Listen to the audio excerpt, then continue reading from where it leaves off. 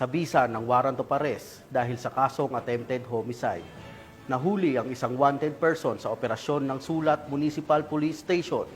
Ang buong detalye ng report ay mula kay Patrolwoman Cristel Palafox.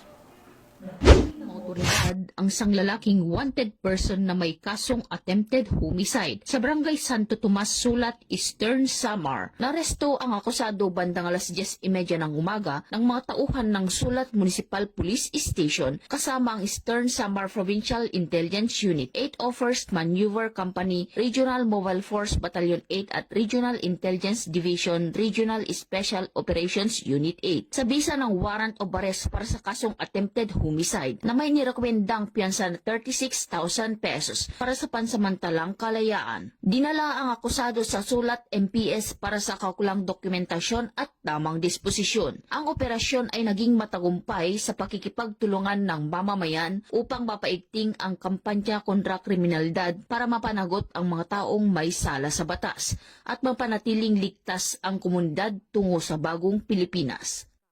Mula dito sa Eastern Visayas, ako ang inyong PNN correspondent, Patrolwoman Palafox, alagad ng batas, tagataguyod ng Balitang Pulis.